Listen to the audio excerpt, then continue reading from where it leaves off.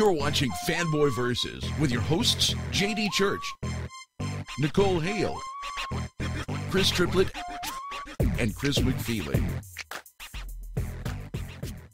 And you are watching Fanboy Versus. I am your host, JD, Nicole, Chris, and Chris with me here. We got to get going. Holy crap, is Fanboy Versus the news this week?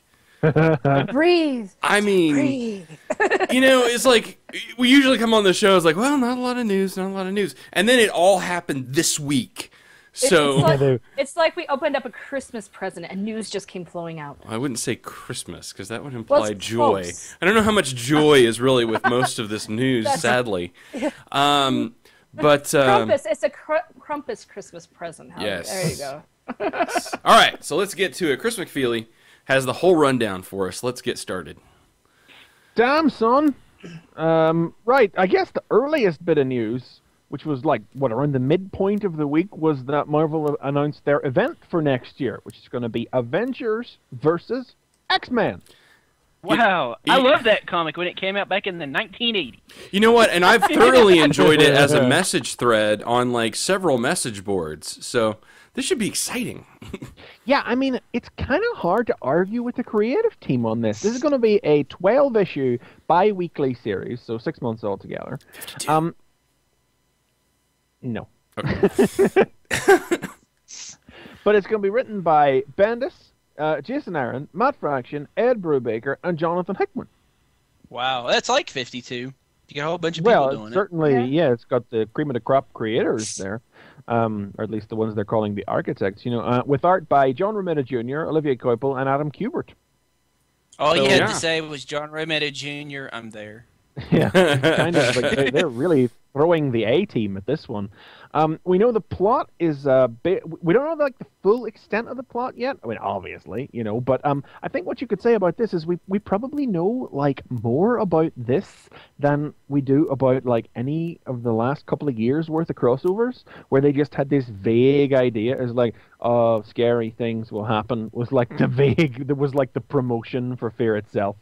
And it's there are aliens was the secret invasion promotional material. In this, we know that, following on from Marvel Point 1, that the Phoenix is coming back to Earth. And the Hope is believed to be its new host. She, star of Generation Hope, the baby that Cable took into the future, raised and brought back. She at the center of most of the recent X-Men events over the last couple of years. And the Avengers and the X-Men come to blows over that. Which X-Men? Cyclops' team, Wolverine's team, both teams? Will Wolverine have to pick a side between the Avengers and the X-Men? These things we don't know. Also, apparently, the Scarlet Witch is slated to have some sort of role in the story as well. Yes, following on from her decrazification in the pages of the... Nobody's paying any attention to it because it's so permanently late, yet it's still probably one of the most important books of the year, Children's Crusade. Mm-hmm. Are they going to get that done before the X-Men versus Avengers event so that they can they better incorporate hope so. that? It is supposed to be launching in April, so they got 4 months to get out 2 issues. That sounds all right, but it's yeah. So it's going to start with a 0 issue, because what doesn't? And then it's going to be 12 bi-weekly issues, and we don't really know what we can expect in the way of tie-ins. I probably don't imagine there'll be too much in the way of minis and things. Just Marvel's current strategy seems to be cut back on extraneous, low-selling minis and side satellite projects. Their last crossover strategy, that was Fear itself, which was bombard the market with shit nobody wants to buy. But right now, just literally the strategy they've implemented in the last month has involved cutting. So I think if we can expect any tie-ins, it'll be mostly in the related X and Avengers books. Christos Gage tweeted, boy, wouldn't it be great to be writing both an X-Men and an Avengers book next year? And he's taking over X-Men Legacy from Mike Carey, so he will be doing both. And so he's going to be having fun. The important question is, how does this play into my Avengers prediction for May? What was your Avengers prediction? I think it was no less than 20? Did I say 20? Yeah. Well, if you count all of the individual issues of this. But speaking of the Avengers, that was the other big bit of news we got this week is that Bendis is leaving the Avengers with 2012. 2012 will be Bendis' last year on the Avengers. Whew, thanks. Goodbye. Don't let the door hit you on the ass on the way out. I mean, as I understood it, I read the article and I was like, I wasn't entirely clear if he was saying he was leaving Avengers Assemble, but he definitely seems to be taking this Avengers versus Hammer arc, which will be running through both Avengers and New Avengers, as his exit strategy on those books. I'm not 100% clear if he's leaving Avengers Assemble, but from the way the article talked about him leaving the Avengers, I assume he is. It makes me wonder where the Ultron War is happening. Is that to be our first arc in Avengers Assemble? I don't know. I'm just glad to see somebody else do Avengers. Oh my god. How long have you been doing Avengers? You should get the talents of Matt Fraction involved on Avengers. You will have the stilted coolness that is Matt Fraction. Well, I'm not bouncing off the walls at the news he's leaving or anything. I'm not cheering about it, but I mean, it literally will. I mean, to be honest, I mean, Bendis' successes on the Avengers have far outweighed any negatives, I think. Oh yeah. And he usurped the X-Men's position as Marvel's major franchise with the New Avengers, propelled them to new heights that they haven't seen in I don't know how long, if they've even seen heights like this before. Not sales-wise, I just mean in marketability-wise, and just in their position. And I think, frankly, that's one of the major reasons we're even getting an Avengers film this year. Is the heights that Bendis pushed them to. Yeah, there's plenty of tie-in and crossover for it. So no, I don't want to like laud him so much as to to say he's done bad things. I think it's just there's been dumb shit in there too, sure, but it will be nice, what all else said, like it'll be nice to have a different voice on the Avengers books just in general. Bendis has never been, for all the good he's managed to do with the franchise, Bendis isn't very good at writing team books. Somebody takes the center stage and the other characters stand around in the background and say snarky things. Right, because that is how Bendis writes team book issues. And it's not like he picks one character that the whole book is always about and everyone else isn't about. Like it does alternate, but each issue is about this character. And then Spider-Woman stands in the background and delivers snarky comments about their buttocks or something like that. Yeah. And so that, like I said, yes, I agree. It'll be refreshing. Who do I... Avengers all the way through, Mighty Dark... No, I think literally the only person who's written the Avengers in any of the 4 different ongoing Avengers books that there have been since then, not counting Secret Avengers and Avengers Academy, just like the core 2 Avengers books, is Dan Slott, who did a turn on Mighty Avengers for a while, which, as much as I love Slott, just wasn't that great. Which was a surprise, I mean, he went in for it, and he did a Hank Pym's Avengers, and it had a real Avenger feel. It had Hercules on it, it had Quicksilver on it, and it just didn't work so good for whatever reason. I don't know why, but yeah.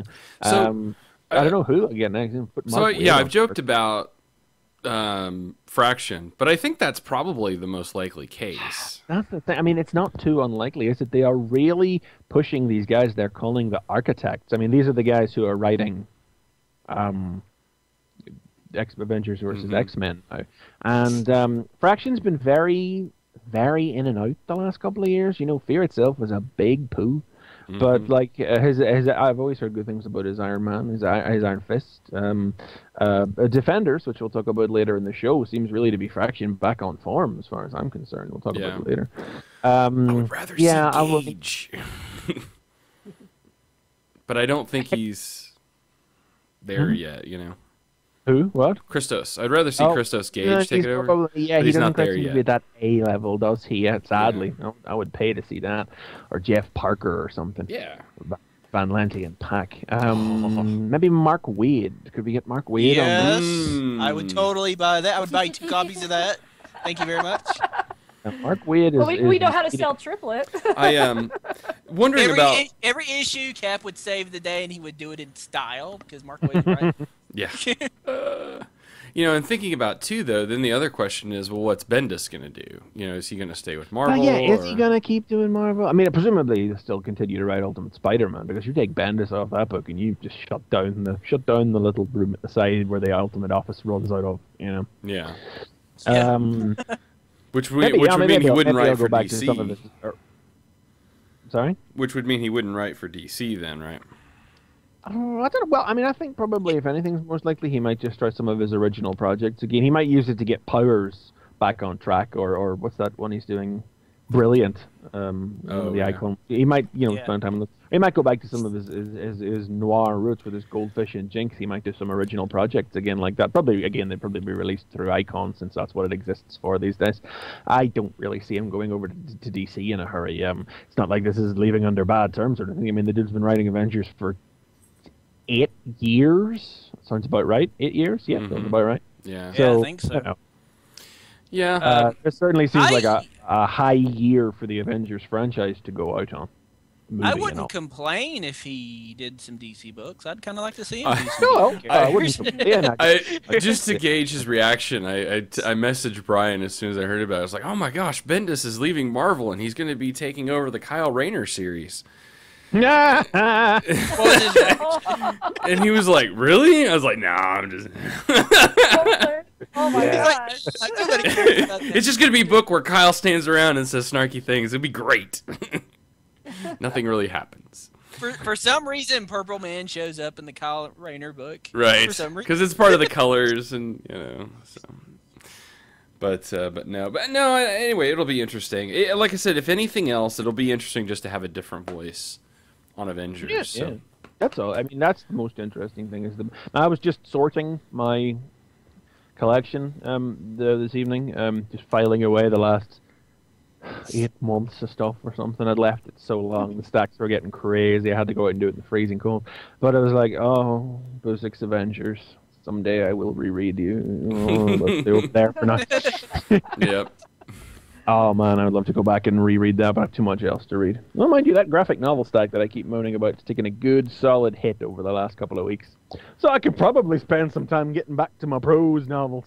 So speaking of creative changes, anyway, we got some more now. Big changes going on at DC. Let's see, where are we? I had a list here, but I think Blast. Somebody fill for time. I've not got it. Well, I mean, the easy one that we can do off the top of our head is Gail Simone. Gail's leaving Firestorm, and she's been replaced by Joe Harris. So yeah. Yeah. Which is no great surprise. No. Because Bleeding Cool did report it. Hate to say it. but dropping that book. Sorry. I'll finish the arc, but I don't know. I really love Firestorm, but this is a very different kind and version of Firestorm, and it's almost so different that it's just not... I just read the first issue. That was it. I'll be honest, I didn't make it past the second. Yeah, I think it may fall off my pull list. So... But that's not, like I said, that's no big surprise. Now, Joe Harris, I didn't remember the name offhand, but then I realized he wrote Slingers. And I loved Slingers back at Marvel. Slingers was good. Yeah. Yeah, that was good. But it does seem to be he's still co-writing it with Ethan Van Sciver. Yeah, and that's I wonder, it's got to be a big friction to be, writing... He's doing the art as well, correct? Is that, or is they? Yeah. No. I thought okay. No, he's not. He's not doing that. No. I thought he was. No. But still, is he editing it too? I can't remember what it seems like. He has an extra level of control. It seemed like covers. That's what it is. Okay, that's not the same thing. Not so much. I knew he was doing something else, but it was like, what the heck? No. But anyway, I know that. I mean, it just didn't work out, I guess, between him and Gail. I've heard no news on it whatsoever. Is anybody really surprised? I mean, Bleeding Cool reported it months ago, and, as much as people gripe about, as much as certain industry professionals gripe a little about Bleeding Cool or whatever, they normally get it right. And Gail's silence on the matter, really was an admission of truth of that. Oh, that was the dagger. I mean, because she's really quick to quash a rumor when it's not true. And that's it, and that's all it is. Yeah, so. They're holding anything against her for it, What else we got? Fabian Nicieza is leaving Legion Lost, because his the other areas of his work are just picking up, speed's going up, and he doesn't have time to write comics anymore. And Tom DeFalco is picking that up. Tom DeFalco, what the hell? That's weird. Yeah, I mean, it's like Bob Harris is just going through his contacts from mid to late 1990s Marvel. Yeah. No, he was on. Was he on Deadpool? Or DeFalco? Yeah. No, Spider Girl was really the last. Spider Girl. Yeah. Like with any regularity at all, and he's still trapped in the 90s as far as his writing style goes, and before. So I don't even know what's going to happen there. Paul Cornell is leaving Stormwatch. And he's been replaced by Paul Jenkins. It's a little surprising, but definitely Stormwatch has been the poorer received of Cornell's 2 books. I have no personal comment, didn't read it personally, but I didn't like the first issue that much. It was okay, but it's like I don't know. I don't think you can like repeat Authority. Like it had its time. Yeah. Its time has passed. Move on. That's what I've heard a lot of people say, is that it does just seem to be trying to do the Authority again, and it's like Cornell's unique authoritative voice is just sort of getting lost in this Warren Ellis light thing going on. Kind of like Demon Knights, though. I hope you don't. Like quit that. Kind of enjoy it. Demon Knights has been pretty well received of his books, so yeah, there's that. No, hang on, what do we got here? Let's see anything else. Jurgens. Well, that's not news. Jurgens is taking over Superman. We knew that. Well, but they leaving. I don't think we knew that he was leaving Green Arrow, and they do have the replacement for Green Arrow. The replacement artist on that was announced. Who was it? I don't know. Somebody. And how do I pronounce that? Yeah. Man of War is also seeing an author change.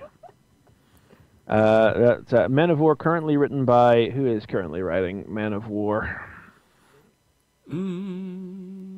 Let's see. Yeah, we're kind of all over the place. Yeah, I know. I don't think Ivan Brandon, I believe. Yeah, Ivan Brandon. There, yep, there it is, right there. Now he's being replaced by James Robinson and J.T. Kroll. Yeah. I'm not going to sit here and harp on James Robinson and J.D. Kroll, but Man of War has been like the sleeper hit of the new 52. Like, everybody is really positive about Man of War. Because it's not just like a war book. It's like Sergeant Rock's son or nephew or whatever. It's like the next generation of war books. It's exploring the idea of what war is like in a world where superhumans exist. And how war different as a result of that. So why would they want to change up the crew on that if it's that good? That's weird. Harvey Tolobio is who's taking over the art on Green Arrow. Yes, okay, I know that name. Couldn't tell you anything about him. Yep. Anything else? Or are there more? Oh, Ron Mars is off Voodoo. I think that was last week that was announced. But yep, that's happening. Voodoo's getting canceled.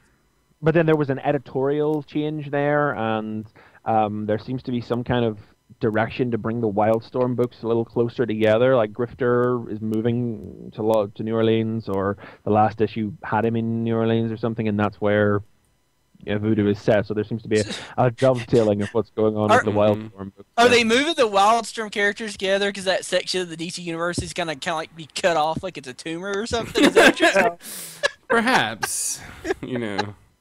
I just think the most interesting thing is the way that they are acting on all of this so quickly. I mean, it depends on the announcements are quickly, or I mean, we kind of knew that it was sort of like 6 issues was their plan, right? That for each of the 52 they had 6 issues. So we're hitting that 6-issue mark, and that's where a lot of these changes are happening. Yeah, but it's like with something like Voodoo, where it actually does appear to be taking an active change in like editorial direction. Mm-hmm. Like that's specifically why Ron Mars is off Voodoo, apparently. I think that's all the major changes. I can't think of anything else this week. But yeah, we are hitting that the February point where these first graphic novel collection points will be cut off, and yeah, it's just interesting to see how willing DC is to play with these things now. They're not. They're really trying to keep people's I don't know, give people what they want, or rather maybe give them less of what they don't want. You know, if people respond really to certain things, they are really stepping in there to make a change, and fair play to them for it, I suppose. Okay, let's see. What else we got going on in the news? Okay, creators are losing their minds this week.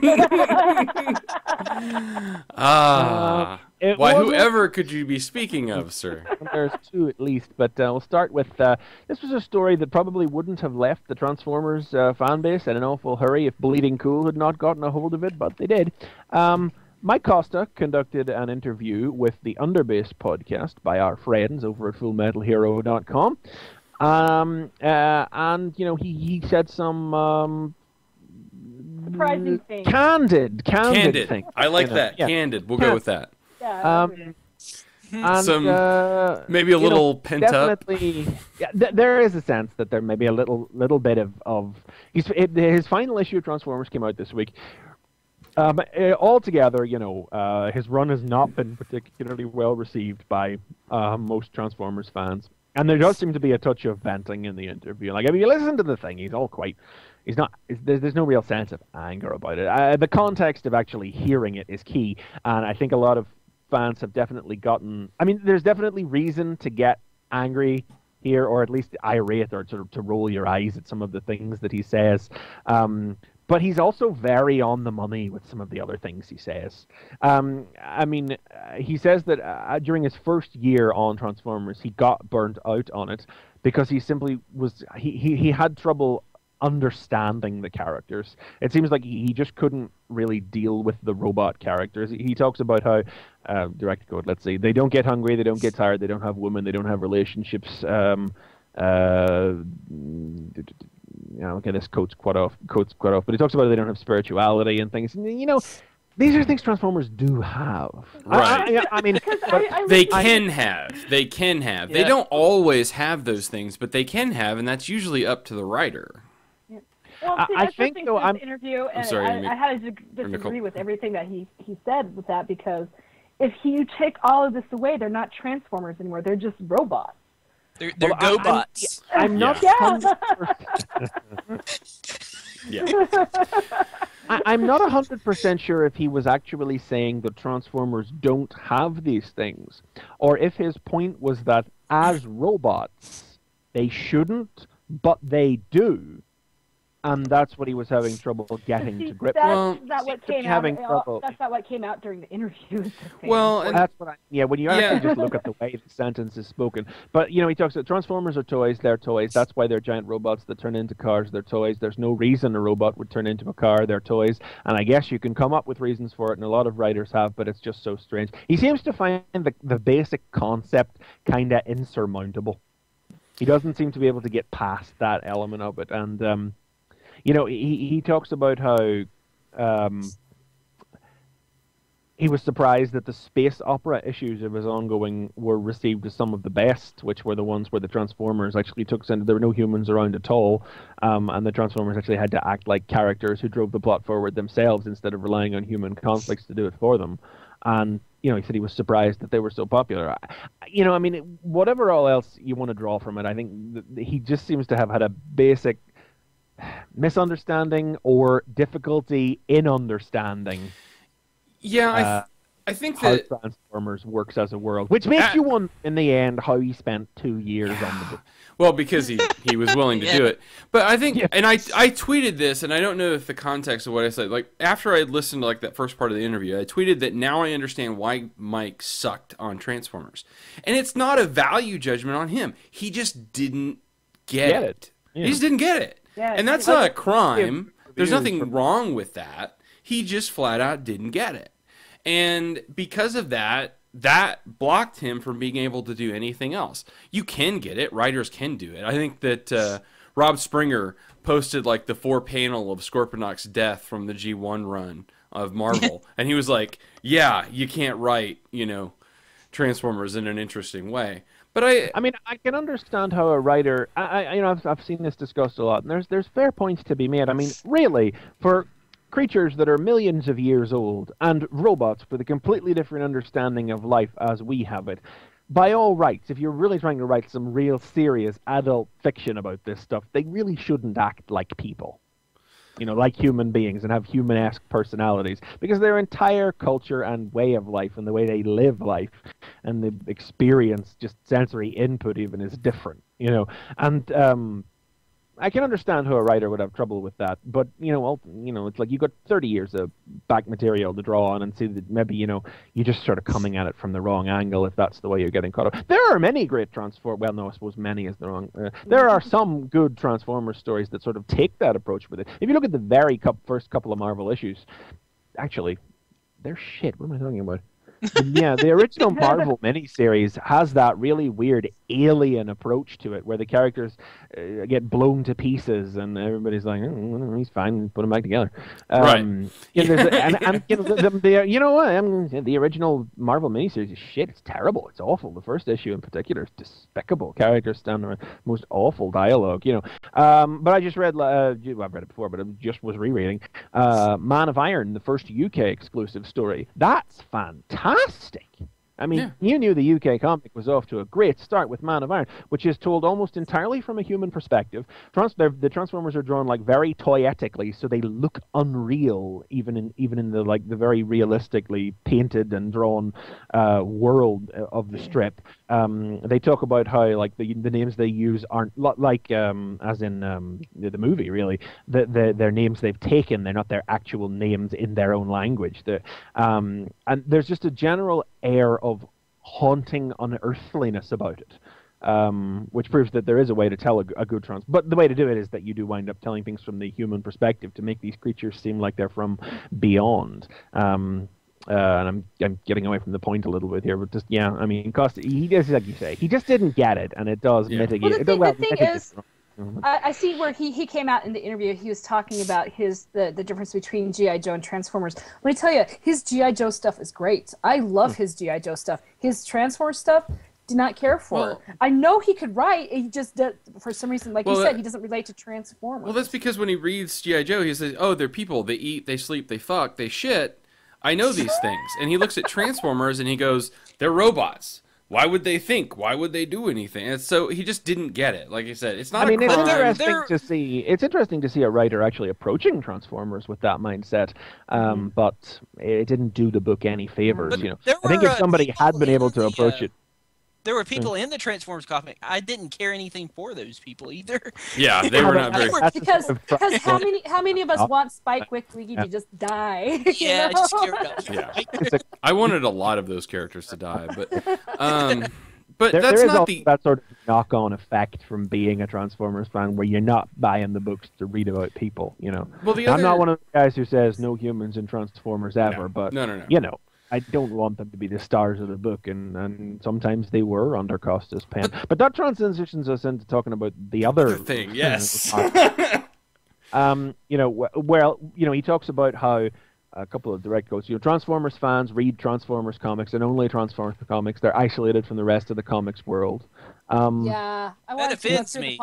I wanted to go through the podcast and I heard that and just say, bull crap. I read all the other stuff that you read. Should I not be picking those up because I read Transformers? You know how many comic books I pick up in a week? How dare you say that? He's right. He's right. I know. I hate to say that, but he's right. Please, there are anecdotal evidence. Of course there are loads of people who read Transformers comics who read other. There are loads of them, obviously, but as a generalization, he's right. Yeah.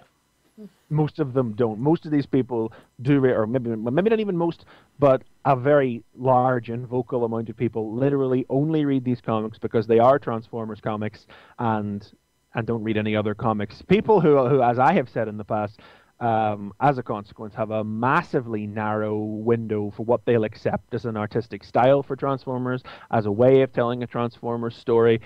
People who wouldn't know a good comic if it bit them in the ass. No, that does not that'd be in a any kind of way. good poll, though. That'd be kind of a good poll to conduct. Well, even a poll doesn't help you though, because that again, No. you're relying on a certain number of people to answer it. The nerdiest of the nerdliest of the nerdy, who probably do all read the comics, which is another thing that Costa says. He says that he thinks that there are probably like 100 active posters across all Transformers forums. Now, obviously, he's exaggerating. He's being hyperbolic. But again, he's not actually wrong when he says that it's a very small number of people who are actually being vocal about. I mean, I think that would probably almost be an accurate figure if you were just to count the number of people who routinely actually talk about the comics across all major forums. Yeah, I would say. In fact, I would say that may even be a large number. Yeah. I mean, it's to be number honest, of people reading it. Like the books sell about 15 to 20,000 a month, you know, and not all those people aren't even on the internet. That's why you can't run a poll and say, "Do you read other comics?" True. Because there are people out there reading these comics who aren't on the internet. There are people out there who love Transformers who aren't on the internet who don't read the comics either. Personally, Who's not on the internet? yeah, I people? understand how you can be like, Right. Transformers and not be on the internet, but Hey, I can live in a cave. yeah. Yeah. I think one of the other things. I think one of the other things that he said that was interesting, though, is that he was trying to make the point that Transformers aren't necessarily very well revered. no, they're not. He's completely, You know, yeah. And it was like, yeah, that's true. You know, I don't think not that they're disparaged. No. It's not that people point at them and laugh. They're just ignored. Right. There is no discussion of Transformers books on forums like Newsarama or CBR unless there's a thread, an actual piece of news about it that then has a comments thread that you might get one page of comments of. If something major and exciting happened in the comic books, Nah, maybe they'd be fallacy, on the total fallacy. that would assume that something interesting or exciting could happen, and if they were shit, that's when people get riled up and post. Yep. The fact that people aren't even posting on the general forums to complain about them, they're not reading them. It literally is something that exists as a property because IDW is willing to put it out and because Hasbro wants it put out. I mean, that's the why, you know, that's basically the here and there of why the Transformers comics exist. I mean, you know, they get 20,000 a month. It's not like it's a shameful figure or anything. No, I mean, it's far money. off where Marvel was, but there are Marvel books who sell less than that sometimes, you know. But there's a reason, you know, you go back to, well, why is Mike Costa writing Transformers for 2 years if he doesn't get the property and isn't that interested in it? Well, it's because no one else was beating down IDW's door saying, oh my God, I would love to write Transformers, and I am a quality writer, not someone who writes Transformers fan fiction. So, you know. So, well, I mean, so now we've got Bendis is going to start writing Transformers. Oh my God! So you heard it here So it'll first. be just a story about Prowl, and then like you know, Sideswipe will say something funny in the background, and then Purple Man will show up. right? Yes. that rumor, everyone. Start spreading that rumor. God. I think like a lot of the fans who are responding to this have a bug up their ass about his comments on the fandom because they're taking it personally, but his analysis of the fandom impartially is not actually wrong. I mean, the vocal. I don't want to say this about like the fandom in general because we're not all like that. But the vocal, the energetic aspects of our fandom is totally like that. Oh yeah, I mean he did use a couple of like unnecessarily inflammatory words when describing the fandom: toxic, anger, air of entitlement. You know, and again, you know, the most vocal voices are. Yeah, exactly. I'm not even saying it's a majority. No. I'm just saying that the loudest voices are. The vocal minority that we always talk about. So you know, I don't hold a lot against Costa. I mean, that is to say, mind you, now him saying that Transformers fans don't read comics, whatever. If that's some attempt to like mitigate his own work and say if you read other comics, you'd get what I was doing, you know, that's not true because they were still pretty dumb anyway, you know. Yeah. Yeah, I'm not sure what his point. I guess that's the question: is what was his point with that? I don't quite know what his point was there. I mean, that does seem like a little bit misaimed. I mean, if he genuinely thinks that, he's also wrong there. But he's still not wrong in that I do believe that a substantial number of Transformers fans wouldn't know a good comic if it bit them on the ass. And of course, we know good comics, and we don't really talk about Transformers very much. No. I mean, I reviewed this issue. We could switch it up this week. We can't talk the new Transformers. I mean, come on, my review. That we could talk about it. And... I reviewed this on. The last time we talked about Transformers that I can remember is the Drift miniseries, and you guys was just tearing it apart. Yeah. We talked about it. I want to say it was back in June or July. It was Heart of Darkness. I remember that we talked about Heart of Darkness. Yeah, you tore that apart too, didn't you? Yeah. Well, and I reviewed this on RFC this week, and the best thing I could say of it is of the 22 pages, 9 had no dialogue and were just full page spreads of things that. Like I hear people bitching about this last issue.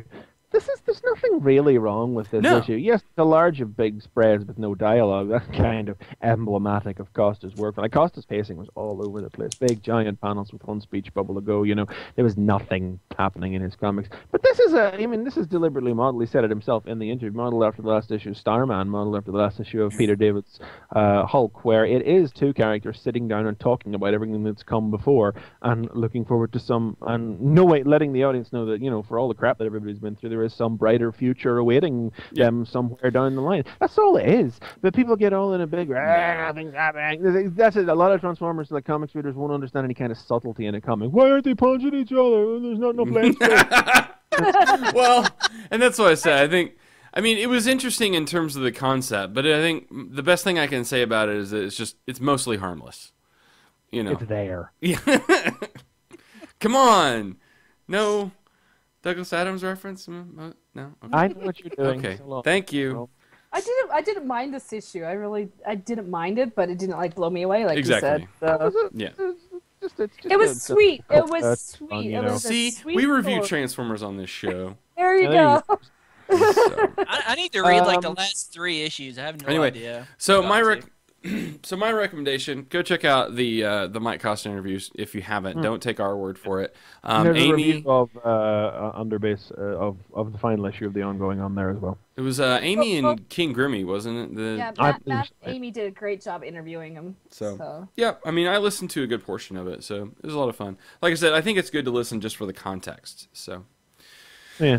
So that was that. I think maybe we may have donated a little too much time to that because we are Transformers fans. It's a Transformers network. We're at another creator clash that happened. Fans. We're going to get passionate about it. Yeah.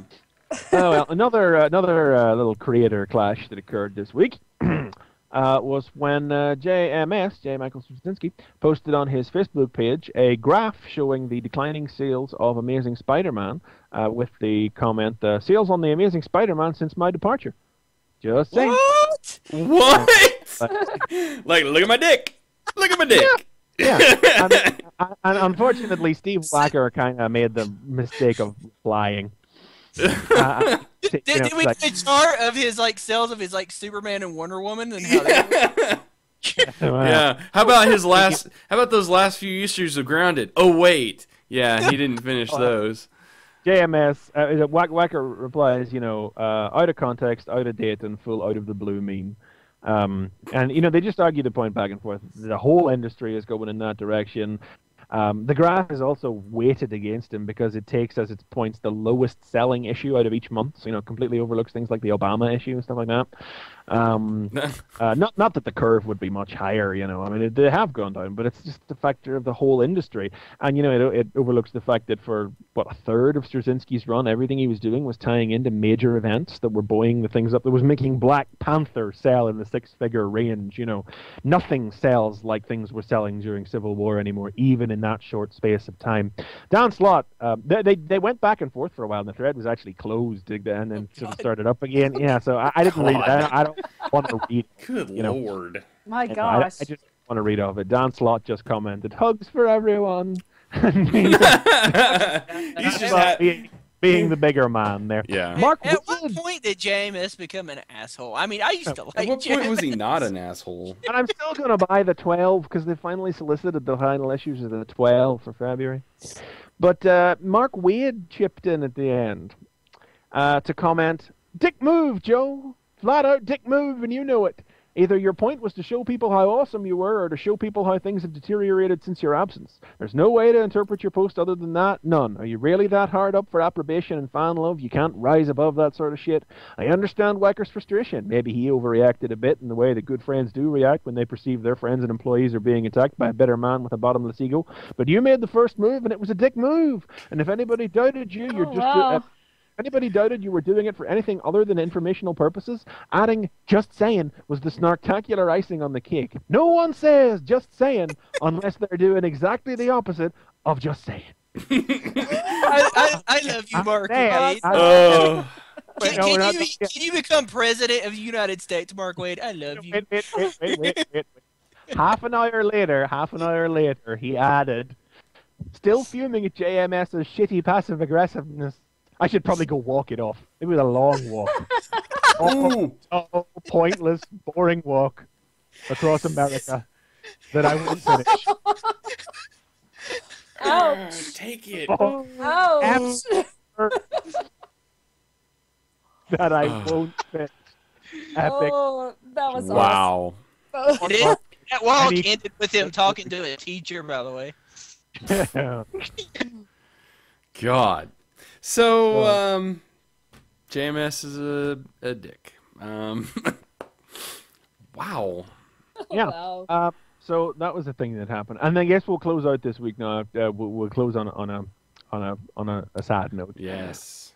We'll just note that this week, sadly, Jerry Robinson, who is best known as the creator of the Joker, co-creator of the Joker, and a guy who was advocating creators' rights before creators' rights even existed, frankly. Jerry Robinson died this week at age 89. Yep. So a good long run, and that's another. It's so rare now that we actually hear about the passing of a golden age luminary. He was a co-creator of Robin as well. Mm-hmm. Because so many of them are gone already now. It's always sad. Didn't he have something to do with Two-Face also? I read that he had something to do with Robin. I believe he helped, maybe co-created Two-Face as well. Yeah. Well, I love Two-Face and Joker. Well, Joker, probably the most iconic villain ever. I mean, really. Oh yeah, for sure. Yeah. I mean, the addition of the Joker, like, it's shaped so much of just what Batman is about ever since, And he did this when he was 17. Yeah. Wow. So, I didn't know that. There you go. It had a good long run. I do think that there's a bitter sense of amusement derived from everybody going, "Oh God, no, so sad," and you just look at them and go, "You'd never heard his name before today." Yeah. That's one of those. He is a golden age creator who you just don't hear so much about what's happening with golden age creators anymore because they're so far out of the spotlight these days. Sadly, whenever you hear about the passing of somebody, it is nearly always about a silver age creator.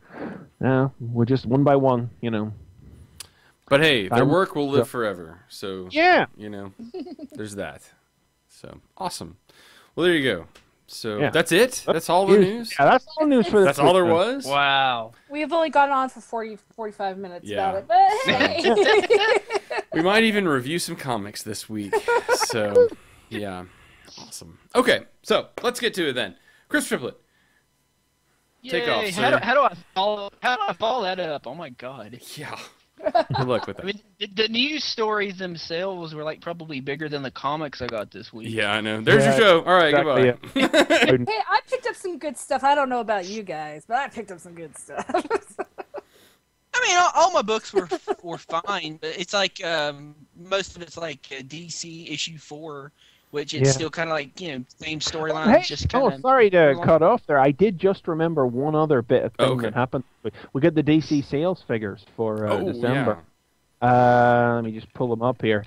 Marvel is definitely gaining background. Now, obviously, DC did not have all the reorders and second printings of the first issues. Because I don't know if they've announced any second printings from the second month at all.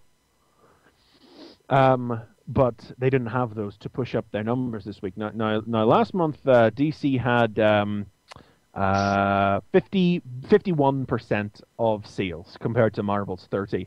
Now this month, DC had 40% and Marvel had 38%. And dollar-wise, DC had 42% of dollars, and this month they have 35% of dollars. And things are. I mean, obviously, it is because they didn't have all those other printings, but that is like, that is a deep up. Yeah. Obviously, we're not back to where we were, and it remains to be seen now that all those additional printings and things are done, if things will level out in any way. But I don't think anybody believed that the numbers we were seeing for October were going to like the numbers that we would see from henceforth. But and this does not diminish the fact that DC did win, quote unquote win, don't like that word, but won the month again, which is something they haven't done prior to the New 52 in like maybe ever in the length of time that the figures have been available. Yeah. So but the numbers are well back down again. It'll be just as we all said, it'll just be interesting to see over the next couple of months now. This is when the battle begins. This is when the real. This is it. Begins. Wow. We'll see. Sorry. So like issue 6. Issue 6 is when we get the new 52. That's when they're going to do it again. Back to number 1 again. New 52 Das Reboot. Part 2. Okay. All right. Talk about comics. All right, Triplet. Review I figured that. I'd talk about Swamp Thing, number 4. I mean, I like the books I got this week were good. It's just like nothing big jumping out. I mean, Swamp Thing was good. It's just kind of continuing the story. Did you read it? You said something? Yeah, I read this. I was quite looking forward to this next issue as well, after how messed up the last issue was. I mean, the last issue was when the little boy showed up, right? The last issue started. Yeah, that was a good issue. Yeah, that was good. But as you say, this issue is very much just carrying on the story. I mean, it's issue 4 of what is presumably like a 6-part story, so it is very much one of the middle bits where things just have to move forward. The bit of the story we have to punch through to get all the characters where they need to be for the finale. Yeah, I mean, it's like it's still moving towards the little boy. He's like the anti-Swamp Thing. He controls the rot, where Swamp Thing controls the green, and he's just sort of like he's like walking. Is he walking towards is it a desert? Is that what it was? He's into the Texas Badlands. That's where he's specifically going is the last page twist. Specifically, like this kid is the avatar of what they are calling the rot, in the way that Swamp Thing is the avatar of the green, and why in this issue, I think this is the 3rd issue out of these 4 to have a big double-page spread of exposition. Yeah. Where it's like, yeah, come on, Alan Moore, come at me, bro. I'm changing your shit. But it's interesting because this is actually very much tied in with what's going on over in Animal Man as well. It's not like it's a crossover, but they are moving in the same thematic direction, because Animal Man is not the avatar of the Red, as we've been discovering in recent issues of Animal Man. He's the protector of who will be the true avatar, and that's his daughter. Where Animal Man's daughter is the avatar of the Red, Swamp Thing is the avatar of the Green, and this little boy, who it turned out in the last issue, is actually the half-brother of Abigail Arcane, Swamp Thing's arch-enemy. Abigail Arcane is Swamp Thing's lover. Because I'm loving Animal Man, I really should be reading Swamp Thing. Yeah, vice versa. Seriously, I should be reading Animal Man too. I didn't get stuff about the Red, like they mentioned the red and the green and that stuff. I was like, whoosh. That's all in here. Well, I know the Red was the thing that was to do with Animal Man anyway, but it's only from Leafing Animal Man that I know.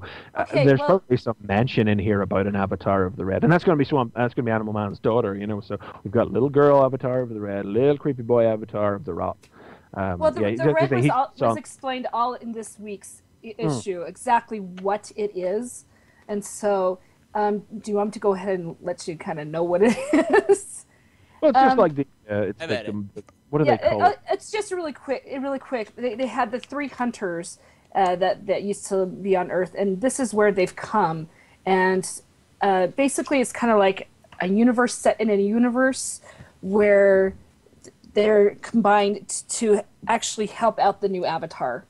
So, and of course, the Green, as you hear, they're trying to destroy the Red.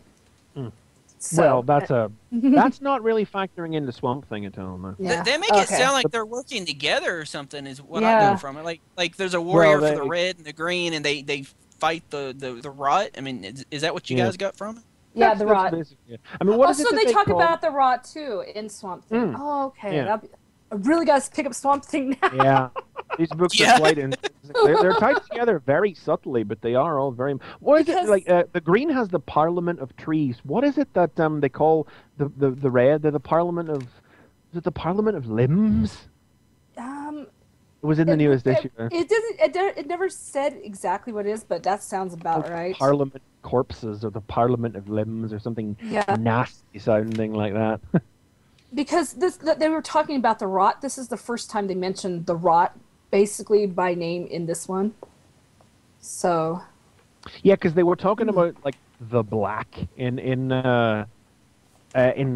God, I don't remember if it was Swamp Thing or if it was Animal Man, but they were talking about the black first of all because it was like red's a color, green's a color, so black. But then we've just gone through last year a thing where everybody was talking about the black and it was black and white. I think maybe they caught on and realized that you need to start talking about calling it the rot instead. Yes, Parliament of Limbs. I've looked it up. That's what they called it in Animal Man. What a terribly creepy name.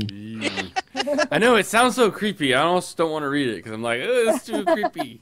Can't do it. Well, I mean, Animal Man is the one with the messed up artwork, but this issue. Oh my gosh! Yeah, this has got pretty messed up artwork too. I mean, like this issue that what's his name, Paquette?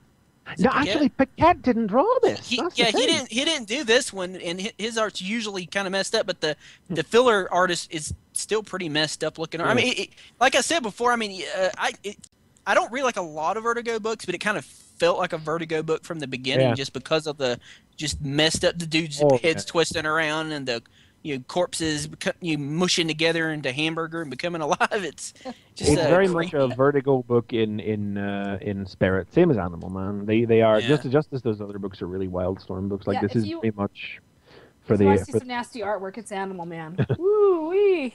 But basically, this one gives us Swamp Thing dinosaurs. Yeah, Swamp Thing dinosaurs. Yeah, because the Parliament of Trees talks about how like they've had to recruit avatars from whatever form of life was available at the time. So Swamp Thing dinosaurs versus big decaying dinosaur skeletons. Woo! Nice. They've always had warriors, and Alec he doesn't he does not want to accept the job of being their new warrior. Like they keep coming to him and keep like having these visions and telling him, hey, you need to do this. And in this issue, I like that they're telling him basically who Abigail Arcane is. It's like, oh, you can't trust that girl. She's bad. You need to just go ahead and kill her. Just kill her and get it over. Yeah, these are nice guys. It's interesting the way they spin their story in comparison to what you're saying about Animal Man, how they feel that the red feels the green's against it, whereas the green in Swamp Thing really talks like, no, we're all big chummy families. We have to work together. We're just going to subvert your body and turn you into a giant mass of glass. It's not, I mean, Who wouldn't want that? I mean, they've been co-opting like creatures of the red and living beings and turning them into vegetable people since the time of dinosaurs. I don't think the red is going to look too happily upon that, even if the green views it as a partnership. It's symbiotic, right? I do like this one part in the issue where they fall asleep on the grass because she tells him, don't go anything where there could be something dead, like a house will have dead things in it, and the yard may have a dead pet or something. So they sleep in the grass, and when they wake up, his side, it's bloomed. It's like the green's working, and on her side everything's dead because she's an agent of the rot, and that's why they're telling Alec to kill her. And he's like, oh, he's got those memories in his head from Swamp Thing where he's never met her before, but he feels like he can trust her or she's familiar. Yeah. I mean, they said in the last issue that she said that her family, as I was going to say, she's Swamp Thing's, lover, girlfriend, whatever. And this little boy is her half-brother, and they're both the children of Swamp Thing's, like, arch-enemy, Anton Arcane. And she says that her family has some kind of connection to the rot. So, she lays down and the ground just dies around her. A bit like Hyatt from Excel Sack. Yeah. Wow. I like how the terrible thing is, though, I look at this page you're talking about split. It's literally like it's just split right down the middle, dead left, him on the right, surrounding full of blossoming flowers, like that scene in his hotel room in the first issue. And I just look at it and I go, that's lovely, but Paquette would have drawn it better. Yeah. It's horrible. I don't want to think that, but it is the first thing I think when I actually look at it. Wait. Like, these panel borders and everything that he's doing in here, it's just straight up the stuff Paquette was doing and originated for the look of the book. And that is going to be our problem whenever they're going to have creative teams that are so intrinsically tied up in the look and feel of a book, the way they're shooting for with the New 52. But whenever this actual business of needing to get the book out on time requires filler artists to just come in and ape those styles instead of being able to do their own thing. It's a thorny ground that has not fully collapsed just yet, but I mean, he does a perfectly fine job of it. I didn't realize. Yeah, I thought the art was fine. I didn't even realize until I got like a couple of pages into it that the art's not looking as good as the past issues. And then I looked at the cover and I was like, yeah. It's got 3 inkers on it. Yeah.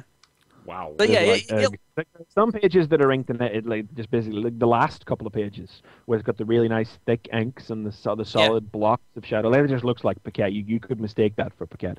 Okay, I got a question. You said the cat would draw it better. What cat are they talking about? No, Paquette. I thought you said the way you sounded like the cat, because that's really weird, because there's one of the main things in Animal Man is a cat. So final thoughts on Swamp Thing. It's still good. I'm enjoying it. Cool. It's another it's one of my favorite of the DC books. It's like action, and it's like, I don't know, Batgirl's in there at some point. But there's like a couple of books where I can say these are the books I read first, and it's always action and Swamp Thing when I get them, because I think they come out the same week. Awesome. Yeah. But good book. Swamp Thing floats on the edges of my consciousness. I don't know why. It's like when I'm thinking about, I get action, I get Aquaman, I get Batwoman. What's the other one I get? Oh, Swamp Thing. That's the other one I get. Swamp Thing's always the last one I remember. And when I'm not thinking about Swamp Thing, I think, Swamp Thing. I get it. Yeah. But then when I actually read it, I'm like, oh, this is good. And then I put it aside, and I'm like, yeah, whatever. But then I pick it up again, and then I talk about it on here or whatever, and it's like, yeah, Swamp Thing. It's really weird. That's weird. It's like just floating out there, and it's like, oh. I just forget it's out there, but it's good, and it's not going anywhere in a while. Like, I've been trimming some of my new 52s. Firestorm is off there. Batgirl's going after the next issue. Sorry, Wonder Woman I'm done with as well. But Swamp Thing is staying on there for a while yet. Oh, you're dropping Wonder Woman. That was the book I couldn't think of. I liked Wonder Woman. I like Wonder Woman. I'm looking at it. I'm going, yeah, this is fine and all, but that's it. I don't think I can ever buy Wonder Woman again. That is 3 strikes for Wonder Woman, and she doesn't work for me. Nobody's ever done anything that's made her sing for me, except for that short story where it wasn't dying. Sing? You want Wonder Woman to sing now? Yes, actually, I would. It would be awesome. Did you ever read the Greg Rucka Wonder Woman run? I liked it. I thought it was did good. not. I've always heard that held up pretty well. That may actually turn you around, because that was when I started reading Wonder Woman, because I didn't care anything about Wonder Woman prior to Greg Rucka. I've given her 3 strikes. I enjoyed Alan Heinberg's story where Donna was Wonder Woman. I didn't care for that. Drop the book then. I did enjoy that. Whatever it was. Then I suffered through Jodi Picoult and the terrible Amazons and Tax crossover. That was strike 1. Don't know why. I mean, I was just sorting the comics today. Why? Then Gail's run started. Someone's run started, and I was like, right, this is strike 2. It didn't do it for me. That was strike 2. This was strike 3. It hasn't done it. That's me. Wonder Woman. No. You and me. We're done professionally. We're fucking done professionally. Me and Wonder Woman. Okay. So that's fascinating. Sorry, but we're so far behind. Okay, Nicole, go. What you got? Okay, mine won't be really quick. I am going to reveal who the new Cobra Commander is in this. 2 weeks ago it came out. Cobra! It's Chris McFeely. Are you gonna scratch off his head live on the show right now? Do you want me to? No. The thing is, I know it just pretty much reveals the old helmet. It doesn't really, because it shows you on the inside. So, basically, this is what we've been waiting for since January this year. As you guys didn't realize, Cobra Commander was shot dead right through the helmet. Boom. So, yeah.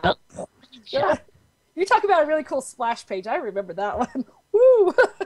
And so this whole year has been who's going to be the new Cobra Commander. So let's just say in this issue, it pretty much reveals a outbreak, the results of a huge fight that went down. The tuna went down, and there were several hundred Joes that were dead because of it. So basically, you see the outcome of that. You see the outcome of them capturing the Baroness. So, and then there's another attack just to reveal her. So you got all these side stories. You're like, oh wait, hurry up! It's just like I want to get through this. Right? I want to know.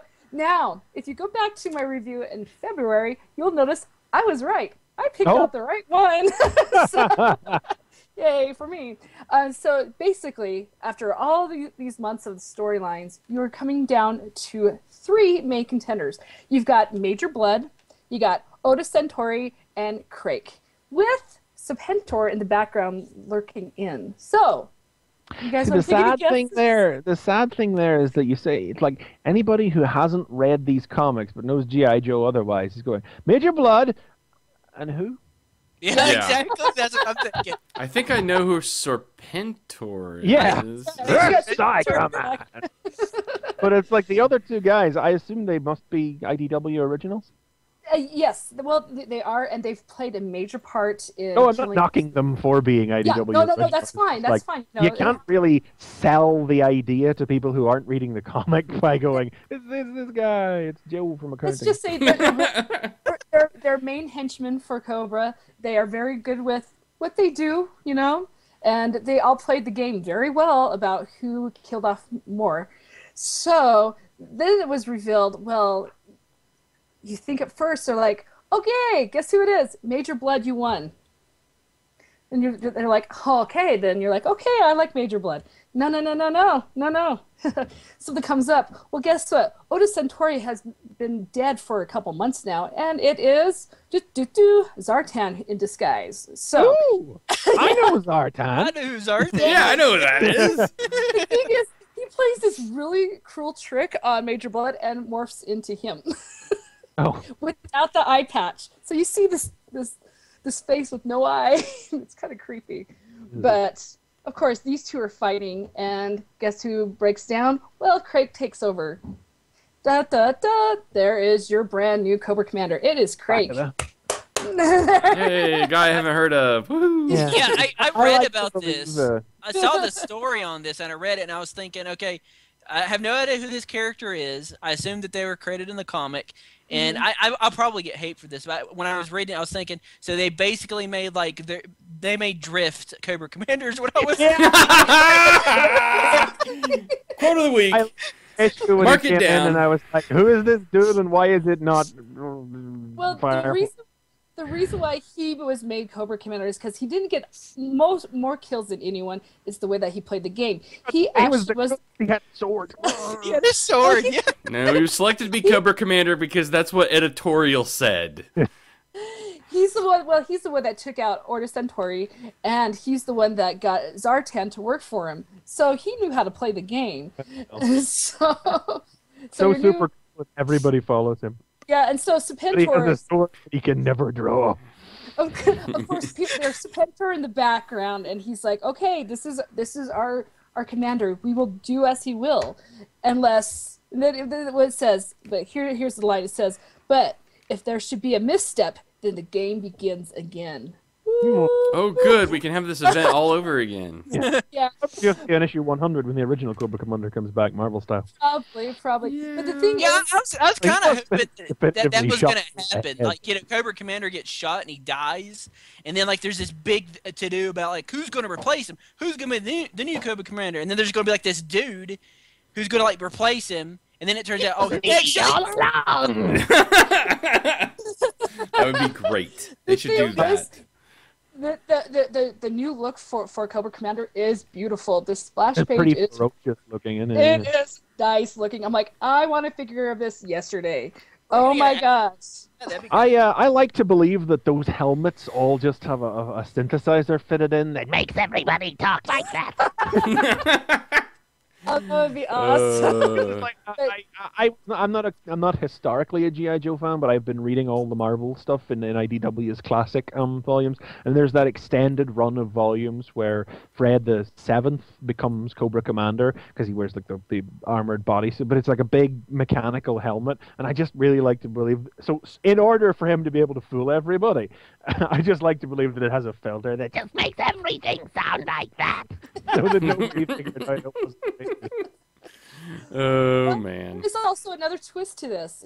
You know, after you get rid of the reveal, you get to reveal what's happened to Destro. Destro's going through an experiment, you know, because he finally wants to get rid of the faceplate. He wants to have his own identity. Well, the experiment goes wrong, and basically he turns into the helmet. So he wants to get out of it. He wants to be his own identity. He doesn't want to be the silver face. And something goes wrong, and he basically turns into the Silver Surfer. His whole body. Oh, like the movie. I don't like that. Ew. No. Yeah. I wonder if Hasbro's moving in a movie direction with G.I. Joe the way it is. Yeah, so that's now Destro is metal. But the thing is, just go pick up this comic and just go look at how beautiful the new Cobra Commander looks like. Or if your shop's not looking, just scratch off all the... Oh, no. That's the key. Yeah, man. Somebody scratch off the covers. We got to put out the others now. some poor part-timer at a shop is like, oh, we're supposed to scratch all these off, right? So we can put them out. The thing is, I want to know. I can't wait to read what Serpentor has up his sleeve, because this whole time you're just like, why is he being so calm? Snake up his sleeve. Well, the thing is, he's been so calm the whole time, and you're just like, I know you're up to something. So it's just like, I think the next issue might have to be something big with Serpentor. So yeah, awesome. The civil war has concluded, and you have your new Cobra Commander. Good deal. Awesome. Okay, so let's see how quickly I can get through my review of Voltron. Now, amazingly, IDW does not own this property, so that is shocking. It's actually Dynamite, which they have a few other properties as well, I guess. So yeah, they do. $6 Million Man and some other thing. I think Green Hornet and some other stuff. But anyway, so this is their first issue attempt at Voltron. Let's see. How do I make this sound cool? So, so when you read it, do you hear the voice of Optimus Prime in your head reading it to you? Well, we'll get there. So, let's see. Voltron fights a row beast in New York, and then the Voltron force tries to evacuate parts of New York, and then Voltron gets kidnapped, and then we see a flashback to 112 years prior, where the government is kidnapping Willem Dafoe, and getting him to do something to protect us from aliens, and it turns out that his name is Zarkon. Oh. And then the Voltron Force says they're going to get Voltron back. So that's the story. Now, that sounds... So are you telling me that nobody, combined and formed a head or anything like in this issue? So why did I buy it? Okay. Why would I buy it? Okay, well, let's get to that. Let's get to the individual points that make this kind of weird. First of all, I said that Voltron was fighting a row beast. When I say Voltron, I mean Voltron. Not Vehicle Voltron. Not Vehicle Voltron. I mean, Voltron has his own consciousness and personality in this. Oh. So Voltron is the sixth pilot, as they call it later in the issue. So Voltron's actually fighting independently of the Voltron Force. So the 5-member team is actually doing this other stuff while Voltron is fighting this row beast. So they found a way to get rid of the annoying characters and just have the big robot No! They didn't! So, let's see. Lance is still... the sort of, snarky, pessimistic guy. Keith is still the optimistic leader. Hunk is still, although not fat, he is still like the big gun weapon expert. Pidge is still the kid, and Princess Allura apparently is a sniper. Well, she needed something to do. Yeah, but she still has the mice. So that makes sense. The mice snipers too. Yeah. Trying to get somebody from the UK like me riled up for Voltron is like me trying to get you riled up for Dan Dare. Yeah. Or like this means nothing to me. Yeah. Yeah. No, Voltron, and I understand that too in the sense that we're here. I think you and I had talked about at one point that the Voltron is just kind of it's not a really grand concept. I mean, it's Power Rangers without the Rangers. It's basically just a mecha. Yeah. And it makes the sword, and they kill it, and you're like, why didn't they make the sword first? Right. It's lions. Having that fight. It's lions. Now, you don't get it. Here's the thing that I say about Voltron. The thing about Voltron is, like, the people who own Voltron, whoever that is, I don't know exactly, they're like the same people that own Robotech, Harmony Gold. They believe that their property is some kind of pop cultural American icon that needs to live on in the now, and it's not. It's not Transformers, it's not G.I. Joe, it's not Thundercats, it's not He-Man, it's not even Care Bears.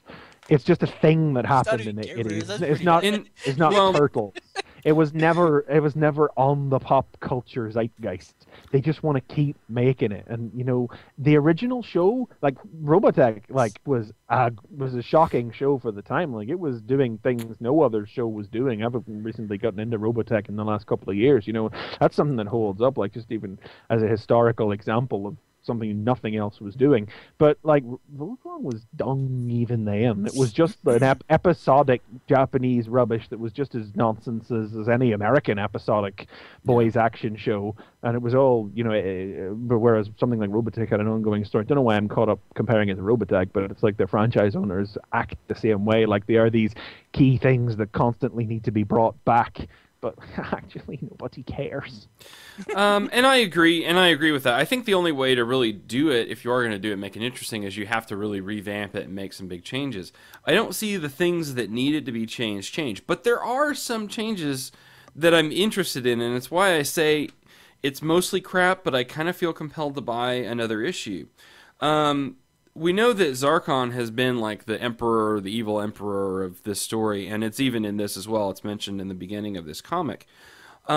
This second story that takes place in 2012, I say Willem Dafoe, but because this character had to have been based on Willem Dafoe, there's no mistaking it. So you just cast him for the Voltron live-action movie? Yes, I did.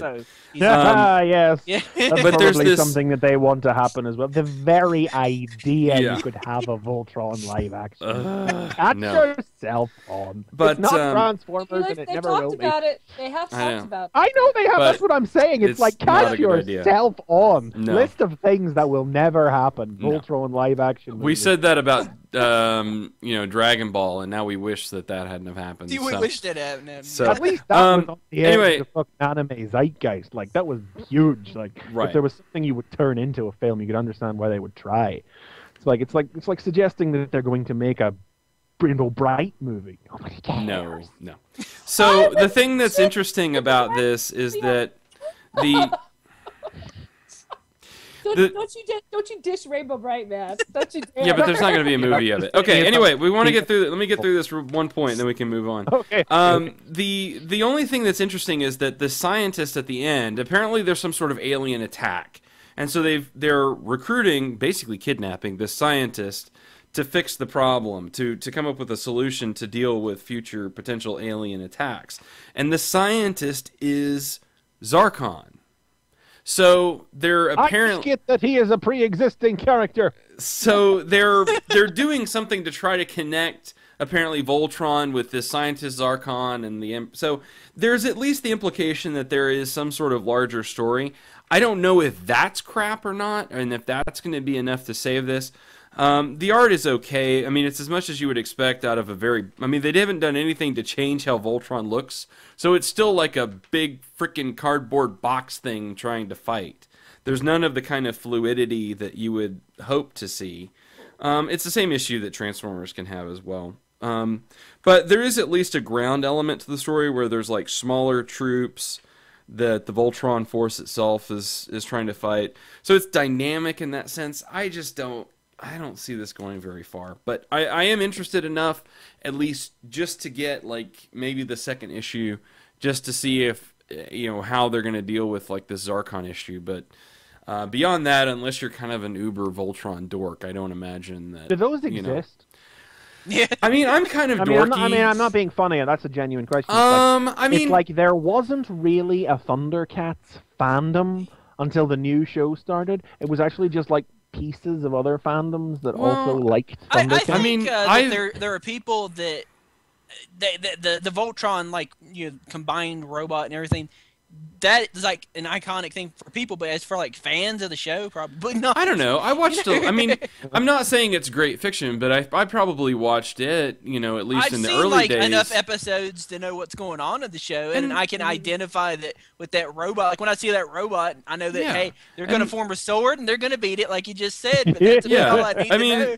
it's like I said, it's Power Rangers without the Rangers. I mean, it's still Sentai in that sense, I watched a lot of it. I'm just a little surprised that they didn't bother making a comic for the new show. That is kind of interesting that they wouldn't do a tie-in, but I don't know. I mean, if they're so desperate to revive Voltron as a viable property, I'm surprised that they haven't tried for a more consolidated marketing push. Maybe that's just... I have no comment on the new show. I haven't watched it. The new show is kind of crap. I think it's I have heard that. Yeah, I think it's WEP. I actually watched the show. It's got some awful animation. I think it's WEP that has the property, and I think that's the only thing that they do. But I don't know. I think they're just out to try to get the.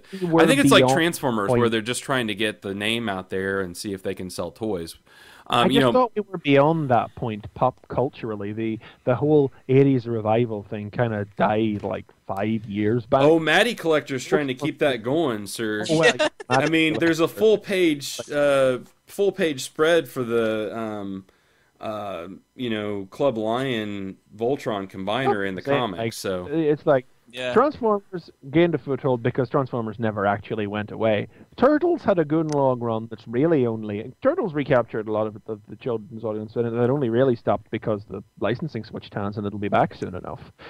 G.I. Joe has continued to fart along its way, frankly. G.I. Joe seems to be entirely supported by its adult fan base, as far as I can see. I don't think children care about G.I. Joe. Their parents are actually fighting wars. I don't think they really need G.I. Joe. That's true. and it's like He-Man tried and failed, and it's like Matty Collector. Well, all they can do is sell a couple thousand toys to nerds online. They can't sell the things in toy shops. Yeah. And people say, "Oh, if these were in toy stores, I would totally buy them." Yeah, they did buy them when they were in Toys R Us in a 2-pack. Oh no. Just that there were too many He-Mans and Skeletors, and that's why the line didn't succeed. Hello, those are the two main characters. If children aren't buying those, something's wrong. Right. That's such a fallacy, like claiming that He-Man and the excess of He-Man and Skeletor toy lines in the 2002 toy line was the reason it failed. Like, no, if kids buy it's like claiming that there's, too many Bumblebees, Transformers is doomed. No, they're the main characters. Kids buy them because they're the main characters and because they have a new hat or whatever. Kids didn't give a shit about He-Man, and adult collectors didn't want a million He-Mans and Skeletors, so nobody bought them, so they sat there on the pegs, so there were no refreshes, and that's why He-Man retailers are not going to shell out a lot of money to keep the store shelved with, like, Ram Man and Dude, Buzz don't Off. talk shit about Ram Man. Okay. About man I want. This has ruined our childhood podcast. So anyway, just I don't know. Ram Man and Rainbow Bright. Jeez. Right, there was some kind of Voltron club thing, wasn't there? That's Trilox was talking about it. He says last time I checked, Club Voltron was closed to new people. There was only a limited time frame to join. I mean, the ad is new in this. 2,000 people that joined the club are loving it. Like, well, I mean, this ad just came out this week and it's here, so I'm assuming there's a way to get it through Matty Collector. Well, he says that it was really expensive to be a member because of the toys. Oh, it is extremely expensive. Crazy expensive. Yeah. I'll check it out. Chris, go with your review with action. Enough ripping on 1980s properties. Let's rip on the revival of a 1930s property. Yeah. Do it. Action Comics #4. Yeah. I don't actually have a heck of a lot to say about this week, but I'm just talking about it because it's the only other damn thing I've got. This is again the 4th chapter where the story continues from where we were before. The Terminauts, created from Earth's machinery, have started rampaging across the Earth. What is it that they say? In advance of imminent planetary destruction and the extinction of all life, Terminauts will preserve significant artifacts. Yep, so that's what they do. Grabbing significant artifacts. And Superman shows up, but he's wearing a white t-shirt this issue. I guess he has a couple. He destroyed his other shirt, remember? That's right, yeah, so it's a good thing he had this. He quit being Superman, and then they're like, we need Superman back, so he just found him another t-shirt, and put it on. Yeah, and he comes out to rescue everybody, and he fights with I don't know what to describe this as. It's John Corbin, and he's in the steel soldier suit from last issue, but I don't know if I want to call him Metallo or Corbin or whatever. I want to call him Italianac. I mean, we still don't see him in this issue, but it's no surprise, and not a spoiler, because you're going to have put this together since issue 2, and last issue, locked it in. We know the Terminauts use white dwarf star lenses, which if you know anything about DC, that's the sort of lens that the Atom uses to shrink. So we know they used them on Kandor in the past, so, 2 and 2 together definitely make 4 in that case, and we know these things are working for Brainiac, and they shrink and bottle Metropolis. The most interesting thing is the rather inhuman caterpillar-like appearance Brainiac has. Yeah, that was weird. See what's going on there. Yeah, it's our new 52 Brainiac. Not that it really means anything, because Jones and Frank did that story a couple of years ago where Brainiac has 1 million probe bodies, and no one's ever seen the real Brainiac until that story, and it was just Golden Age Brainiac. But so there's no Brainiac looking different is not really a news story. But yeah, it's pretty obvious then that he is controlling.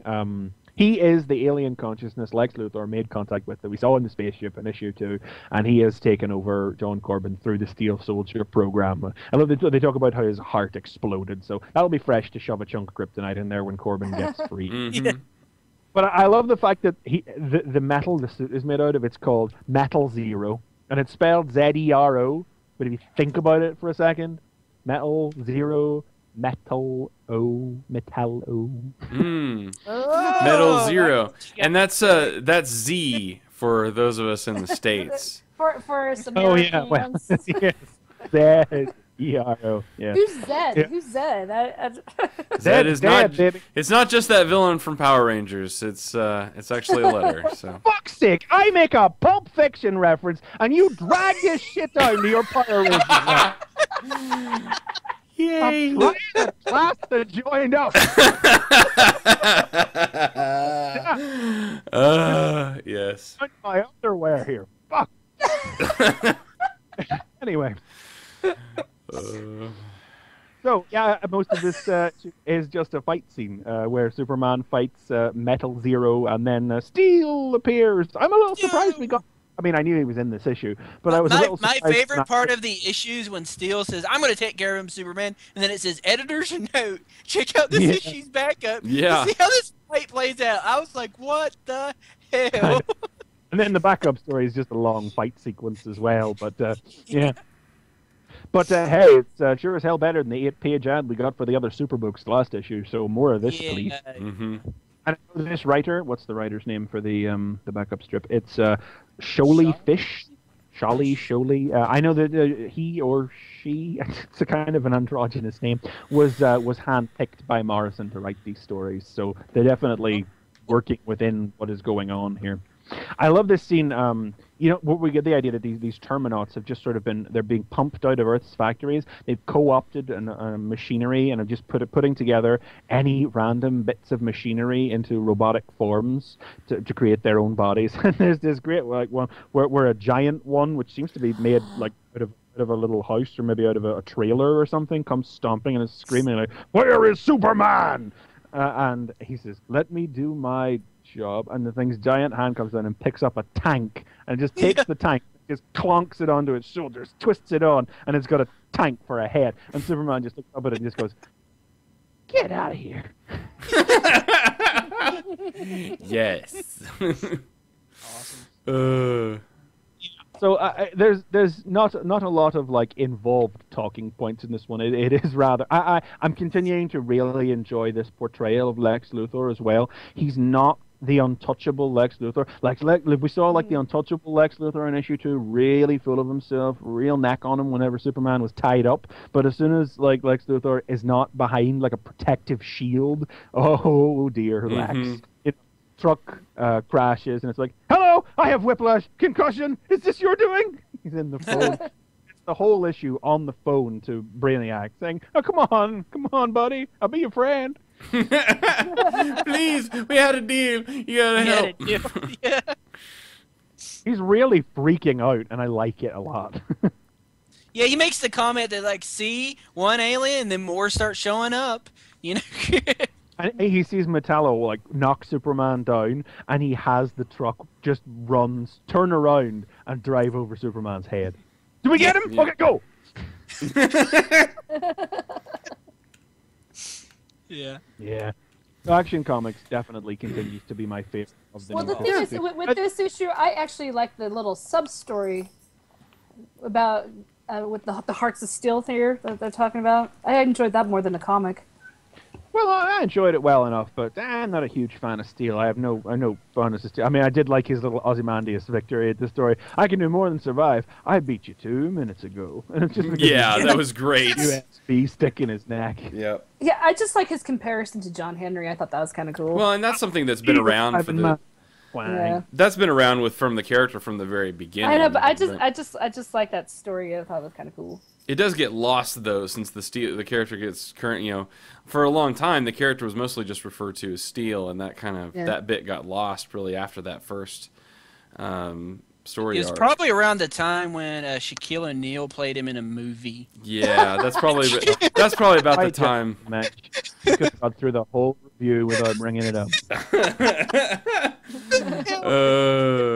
Oh man. Yeah, but Yeah. I don't know. I mean, I guess the metaphor of John Henry versus the Machine is pretty strong here as well, even though he's actually using a machine. So whatever. Yeah, but he's not like the Machine. He's using. No, Metallo's the Machine here. I think the interesting note is that this story is actually labeled as continuing in issue 7. Not sure what's going on there. Well, no, I'm not sure I know what's going on. We knew Andy Kubert was stepping in to draw issues 5 and 6, but it's interesting to see that they're actually going to be interlude issues and not continuing on this part of the story. They're really quite insistent on grouping Morales together. And Morrison's going to write those, so I have no doubt that they'll be key things to whatever else is going on. So yeah, Action Comics, it's always top of the pile for me. Definitely my favorite out of the New 52 so far, even when I don't have too much to say about it. Yep. And that's Awesome. Okay, moving on. quickly. We're only 10 minutes over time, so let's do this. Well, not 10. I guess we're right at an hour. Anyway, good find. The Defenders. Yes, thing that came out this week. Hey, that book came out. I was not interested in this until like my shop was like, no, it's really good. And I heard like 5 or 6 people that I really trust that were like, this is good. So I wasn't going to get this. Well, we were talking about it a little while ago. Fraction really disappointed me on Favorite Self. And the $4 price point on this one, I wasn't going to get it. But because Marvel like shipped extras to retailers this week, we had an extra one in store. So I thought, I'm nothing that much else this week. I'll give it a go, Yeah, I might get more of this. Yeah, it's kind of fun. Yeah, it's weird because I wasn't going to get it either. And I was like, I need to pick up something different this week for the show. Hey, Defenders came out. I forgot that was coming out. I'll pick I just that wish up. it just seemed like there was so much storyline. I wish they would have cut it down into 2. And like extended the storylines a bit. Oh God, no! That's I the just greatest thought it was. thing, I just, as far as I'm concerned. Yeah. there was the whole so much the whole in it. team in the whole first issue. Yeah, that's crazy. That's awesome. I mean, that's look awesome, at Justice League. That's We're still true. putting the team together. Look at this. There's no messing about here. It's like these guys all pre-exist. You get a good, strong sketch in of who pretty much everybody is. Except for Red She-Hulk. To be fair, she does just sort of be there because tits. I don't know. Yeah. I mean, she wants to bring her badass sword or her big ass sword. On the very surface, just to kind of give the overview, and then we can just talk points. The main thrust of this is that we know that Null, which is the Breaker of Worlds, had been joined with Hulk. Well, that essence has been left over, and is sort of rampaging its way through. It was freed from the Hulk's hammer when the Hulk actually overcame the control and broke his hammer in the Hulk versus Dracula miniseries of all places. Like the book nobody freaking read. Yeah. Was actually the setup for this. So why would nobody want to read Hulk versus Dracula? I know when you say it like that, because it came out the second to last month. Like literally, it came out in the second to last month of Fear itself, and everybody was like, "Oh fuck!" So Hulk recruits Doctor Strange to put together, I guess, a group to take out Null. Now, so the first few recruits are like Namor and I'm Silver sorry, say that again. Namor. Namor. Isn't that what I said? Namor. Did I say Namor? Yeah. Whatever. Namor. Half of this comic is based in comic world is based in Broxton that doesn't exist. I can say his name however I want. Anyway, Namor. Yeah, we should probably note that the Hulk came to Doctor Strange in the final issue of Fear itself as well, if we all remember that. Yes. And the funny thing is after he gets like Silver Surfer and Doctor Strange together, you find out Hulk's not even going to help. He's just like, nope, all right, Hulk, what are we going to do? He's like, I'm not going to do anything. You guys are going to go get Null, and I'm going to go hide. I got this problem. Can you solve it for me? I'm going to be over here. He's like, I'm going to die someday, and I want to die, but not by this. So I'm going to go get some coffee. He's a little scared. That's the that's the really weird thing. You wonder, we knew he split from Banner. You don't wonder if it wasn't some bit of preservation bit out of that. I don't know. Maybe this Hulk will die and Banner will become a new Hulk. I don't know. Anyway, so they get the help of She-Hulk, and then they need a plane. So not She-Hulk really seems to be standing in for... Yeah, like almost she really seems to be standing in for Valkyrie here because I mean the Defenders, just as the purposes of giving a little bit of backstory, like there have been like 6 Defender series, but there's the one from the 70s and then there's the other ones you didn't read. There's all the little minis and which one that nobody the other one that nobody read with that we talked about 2 weeks ago. I like the one where like they actually printed on the cover the worst comic being published.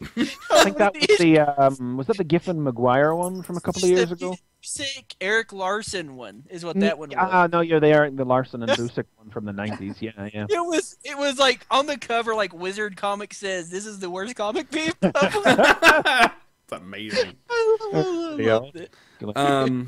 Yeah, so like the classic Defenders team up is Hulk, Doctor Strange, Namor, and Silver Surfer. Like that series, if I remember right, the 90s series was the whole concept behind the Defenders was that they like to say that it was a non-team, that it was like just like they weren't really a team and anybody could be a Defender, and they did a silly story where everybody just started saying, yeah, we're the Defenders, and a million guys turned up and started calling themselves Defenders because they weren't an official team. But that's a silly idea that never really worked, because really it's just this is where the people who can't be on the X-Men or the Avengers go. Mm-hmm. Yeah. But then if I remember right, the 90s series tried to create like a really forced justification for why those 4 characters kept winding up. The Busick run, it was a curse. They fought somebody, I can't remember who it was, and the Defenders, they hated each other. I mean, like, they just hated each other, couldn't stand being around each other. So he thought, well, my ultimate revenge is you cannot be separated. So, like, whenever, like, one of them's in danger, like a villain's fighting them, they all come together magically by a curse, and then they fight and then have to stop the bad guy, but they fight with each other the whole time. This was the book that was the worst comic being published, by the way. Well, I wasn't actually aware of that at all. And then some madness possessed me to pick up Joe Casey's last Defenders miniseries from a couple of years ago, which kind of dedicated itself to exploring those ideas and trying to create some sort of better idea out of them. And I was like, what is this? I don't understand. I just didn't. And yet, like, there's still echoes of that happening in his Vengeance right now, because the Defenders organized in that story are still being seen in that. So yeah, those are the four main Avengers. Anyway, there's your Defenders history. And Valkyrie is often a member of the Defenders as well. And Red She-Hulk really feels like she's standing in for Val here, perhaps because Val is simply busy in the Fearless right now. Yeah, I mean, and I think that's probably a good analog for that. And then the other character that we go and pick well, up. They need a plane. Yeah. There seems to be this consensus that they really need a plane, which means they need Iron Fist. But Iron Fist literally just seems to be here because Matt Fraction. Yeah. The series, and to be frank, I've heard of worse reasons, and he's tremendously entertaining. Yeah. So I like the assassination in Zero Gravity. That was pretty awesome. Yeah. What was that line? He just fights him in 0G, and it says, "What is a stellar astro fist kick of the geosynchronous songbird?" Something doesn't matter. I made it up. What's got two thumbs and put in front of millions of people while inventing 0G kung fu? This guy. Yeah, that was great. That was awesome. Let's see. So yeah, then they blow up the plane, and yeah. Well, they track Null to She-Hulk Wundagore. gets landed on her head. Yeah. To Wundagore, which is is that the Wundagore is the central fixture of all wacky Marvel shit. Like, Wundagore is like really. You don't hear it mentioned like an awful. That's mostly it's where the High Evolutionary lives and creates his new man. But it's like at the center of a load of weird stuff as well. Like, Miles Warren chilled there for a while. That's where the Puppet Master's clay comes from. Stuff like that. That's where the Scarlet Witch and Quicksilver were born. There's a demon lives inside that mountain. That's right. Scarlet Witch powers. There's a lot of shit brews over there, and it makes an awful lot of sense that it's like a weird entity like Null would probably be drawn there if that's the area of the world he was stomping around in. So yeah, their plane gets shot down, and Iron Fist gets shot, and they get captured. So that's it. It's Prester John! I can't possibly be the only person that doesn't know. I happen to know who Prester John is. I was wondering. Sorry. I have no idea. Fill us in on that. He's a Lee and Kirby creation, actually. He was introduced in around the peak of their Fantastic Four run. He's an Arthurian knight who sailed into suspended animation and lived through the day, and that stick he's wielding is the Evil Eye, one of the single most powerful objects in the Marvel Universe. Wow. And he chills with the Knights of Wundagore nowadays. He gets all knightly up in their business. Well, that's nice. Cool. Now, did you guys notice the stuff at the bottom of the page? That's what I was going to get to. So now that we've gotten through what the comic is, let's talk about it for a minute. So yeah, what's that? It's like what is going on with that? that? It's really cool. They are. I think they're sort of symptomatic or emblematic of the fact that this is fun. Yeah. I mean, it's not funny. There's humor in it, but it's not a funny book. It's a fun book. I mean, it's interspersed with moments of tremendous darkness. Like, this first page is brilliant. It's like, because we knew Null, breaker of worlds, and that, like, the Hulk was the world breaker during World War Hulk. And that was literally because he got so powerful that his footfalls were going to break the earth. But the idea here is not a beast of rending and tearing the physical world, but one who actually breaks a world, not breaker of physical worlds, but breaker of like the concept of a world, of a society, of an interacting ecosystem, like continuity, like the things that we think of as normal and congruent, psychics screaming in unison. A Judy nurse driven insane when every answer in her crossword puzzle is the same word. A man getting a phone call from a dead uncle who used to molest him. That was so creepy. Oh my god. So, yeah. He died 30 years ago. What the hell? Yeah. An elevator. I really love this first page. It's just like, can't wait to see what comes next. An elevator grows a button for a non-existent 13th floor, and when someone pushes it, they never come back. Yeah. Really, really creepy stuff. and yet, you know, like there are dark touches in it, but it's still like fun. You know, like Red She-Hulk goes running with the bulls, and the bulls wind up running from her. Mm-hmm. You know, I thought that was fun. And just get this mad pimp on, you know. Well, you know, Doctor Strange does like a tea reading, you know. Like well, and like I said, just this part where the Hulk's like, no, peace out. no, I gotta go. I got things to do. This is all your hands. Right.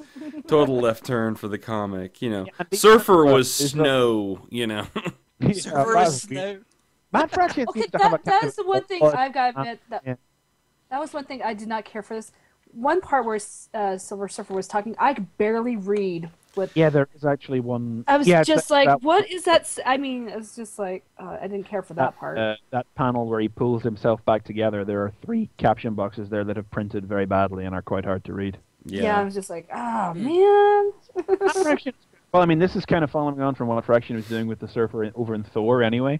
So he seems to have a kind of an odd grasp on the Surfer. I mean, doing that, turning into snow, should be within the Surfer's capabilities as far as the Power Cosmic goes. But it's strange. I don't think he's ever done anything like it before, and it is like finding new ways to try and experience life. And yeah, I like it. Silver Surfer and Namor looking kind of sexy. Yeah. Yeah. Namor, yeah.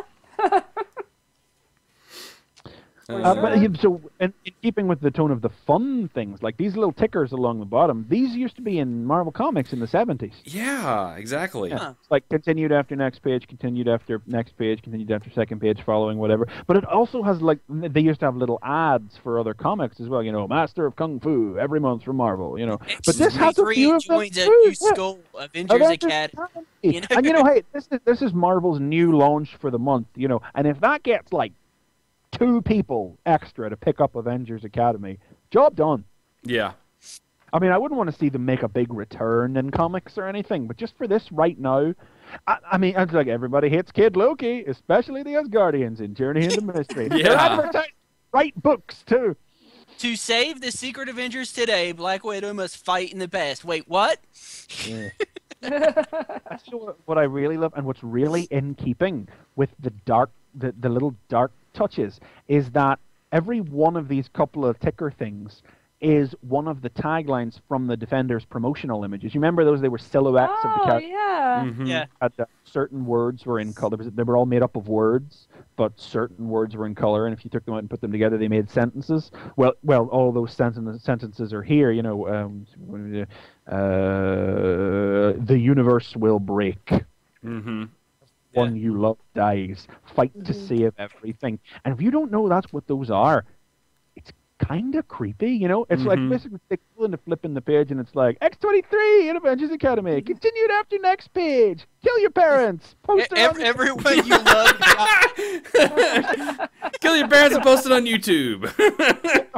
Almost subliminally creepy, and you know it's totally in keeping with the blend of fun and unsettling darkness that defines the rest of the book. I'm just glad that other people got these in their issues, because if I would have been the only, if it was like a limited thing, like they did it for like some issues, I'd be like, so guys, are you going to talk about the words at the bottom of the page? And y'all would have been like, what words are you talking words about? at the bottom of the page? If I would have known that would have freaked you out, I would have done that though, because then like that's interesting though, now that I think about it, because it's almost meta, isn't it? It's like, even though that's an old thing that used to be in comics, like that's like something that isn't done anymore. So it is like, it's almost like Noel's influence is creeping out at the edges of the pages of the comic. And something like that. Should normally be there. Wow. Yeah, that's kind of cool, actually. I didn't think about it like and especially this, but talking about like things that are odd and dark, even though it's fun, is like this twist at the end. Like Iron Fist gets shot, you know. He's probably fine, because I don't see. Oh no, there's someone holding a gun. Never mind. I was gonna say. I mean, there's guns and blood and stuff. So the thing is, I think he's fine because he's on the cover of the next issue. Yeah, but I mean, it's just like you don't expect to see that at the end of the issue, you know. Yeah. So especially when they just started up, you're like, oh, that sucks. But it's a lot of fun. I mean, this is for something that comment on the art as well, but to say that Terry Dodson artwork is nice is like saying the sky is blue. You know, yeah, exactly. Yeah. And it's kind of funny because, again, knowing full well that we were going to review this, I've talked about how Fraction is, I think of him as sort of a hipster, and a lot of the stuff that he's done, has sort of been, safe, I guess, or something along those lines. But this is great. I mean, this is a lot of fun. I could totally get into this.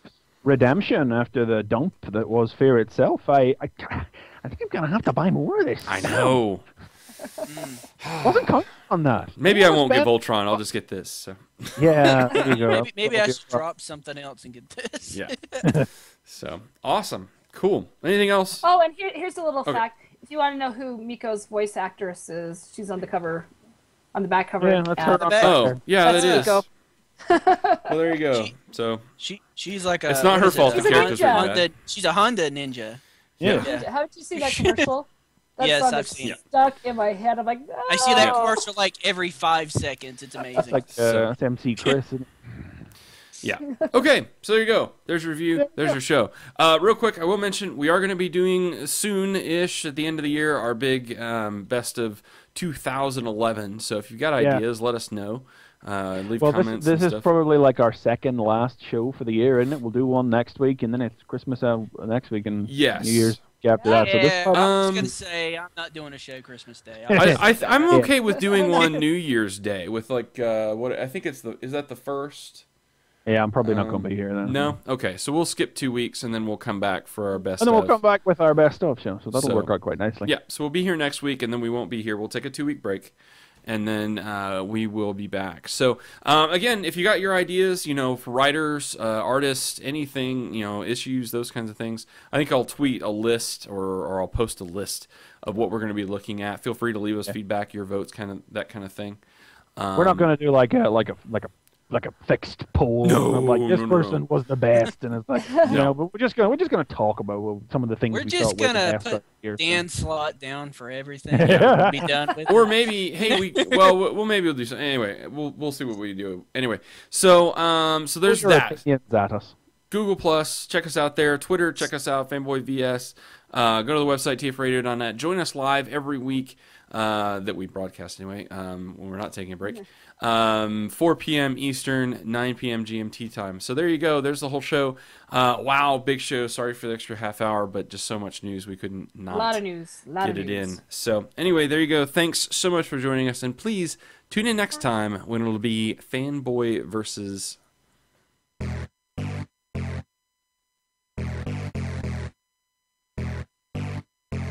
This has been Fanboy Versus. Visit us at tfradio.net for show notes and to subscribe to the podcast. Follow us on Twitter at tfradio for news and updates. Like the podcast? Leave us feedback on iTunes. Copyright 2011 Radio Free Cybertron.